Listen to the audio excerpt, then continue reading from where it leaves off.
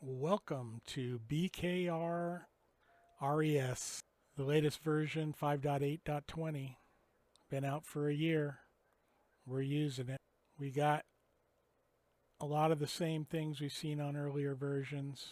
Just make sure you get the right radio selected. You might want to watch this at 2x. Sometimes I go a little slow. Anyway, let's look at the global stuff. This is a bkr50000 getting ready to get the loads approved.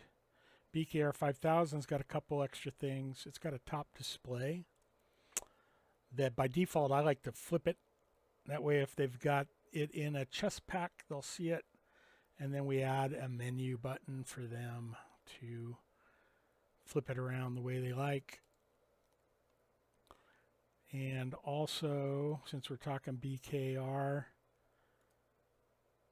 top display line. Hey, how do we get, I got numbers or something like that. You can do that. That's probably what we will do by default. There's other things you could set up. But this works good. You can see the label so you can kind of know where you're at. Next thing with this RES, the default squelch value actually.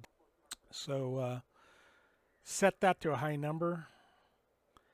It's kind of opposite of what I would in my brain think. I would think if I put it on 0, I would hear noise. But in this case, if you hit 12, you're going to hear noise on a channel that doesn't have any protection tone on the receive. So 10 is a very nice setting to hear noisy signals. 10's a good place for that, and then the radio will receive all by default. All the channels will have that level.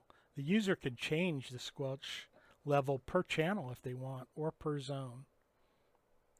While we're on this screen, low power during low battery, I recommend that be implemented on our radios.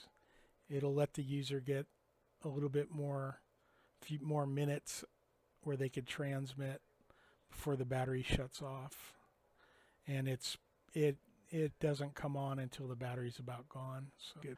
We got the ABCD zones in the BKR, and looks like we're going to have our own zones up above all the rest of them, starting with the last zone that's in the regular radio. We're going to have 4 zones that the user can use as command zones using the ABCD button on the channel caller.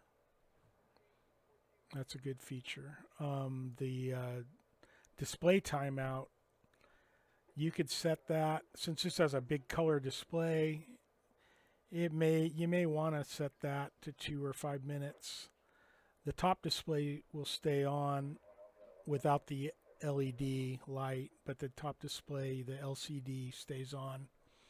The user, at this point, the user can push and hold display button, and if they push and hold that, it'll shut the light off. And they have options. By default, it's auto, which is kind of annoying for me because it has a delay on it. So when I want it dim, I've already gone through the tunnel. And since we're here on the buttons and switches, let's just go over those. Repeater talk around on the volume toggle, kind of stay the same with a toggle.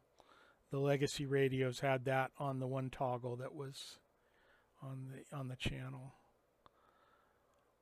Easily accessible in a chest harness. Orange button is a nuisance delete. So if you're scanning and you hear something annoying coming in that you don't want to listen to at this moment, you push that button while that's occurring. It'll temporarily delete it until you shut scan off and back on. So you'd hit this button off and on, and then it'll reload the full list. These soft keys are the same as the older BK radios. Enhanced scan is new to the portables. Enhanced scan turns on priority sampling with the scan button. And to do this properly, you want to set the priority to priority 1, use main channel. You can tick this as well. It'll work either way, but that probably should be ticked as well.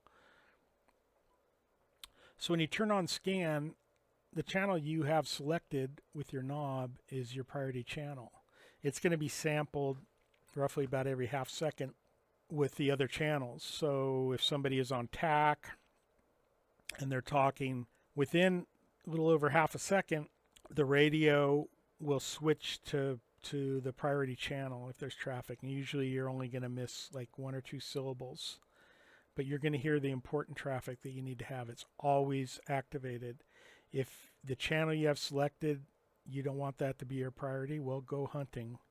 Find the channel you want. Set up your command group. Set it up with, just the channels you need.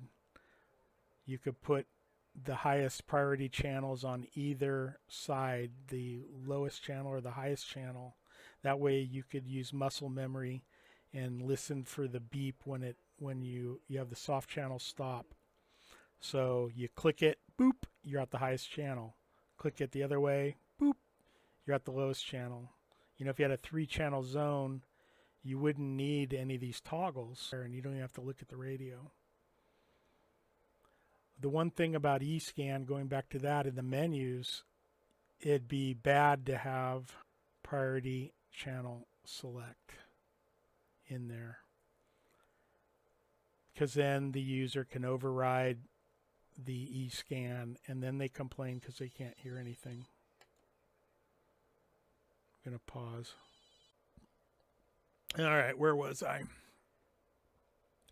So yeah, the channel priority select, the user, if that's enabled, the user is going to circumvent the way we have ESCAN set up. So I recommend that be removed from the menus. Speaking of menus, the channel scan list is something I want up top. And squelch is something that I like up kind of high. I like battery life. These radios have an awesome battery. It doesn't hurt to let the user see how much percent or how many hours life he has. These radios have Bluetooth by default. Also, you could they can make their speaker mic softer, GPS, and top display orientation. Those are all features that I would like to see in the BKR. Lots of features. A lot of features that would just make people more confused. But so those are the big ones. Voice mic preferences. The BKR has a whopping speaker in it, so I recommend level 1. Maybe even someday they could have it user selectable and then add a menu to the minimum volume. That way a battalion chief who wants it to go to 0, or even a LE officer could drop it down to 0 if they want. Somebody on a fire truck could raise it up. It's got a nice feature. Keypad editing lockout settings. So the systems, if we're going to go with ESCAN, we probably should restrict priority channel 1 and the transmit on priority 1 by checking those two. If they need a priority, they could enable that, and they could also make a zone priority channel 2. So that if they wanted to, they could make a second priority in every zone they wanted.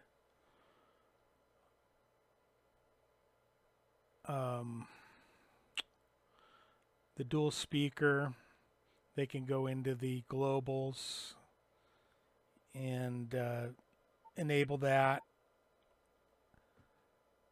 Display timeout, that's probably a good one, where if they want to conserve battery, the user would be able to go in there and set a 1 or 5-minute timeout to the color display.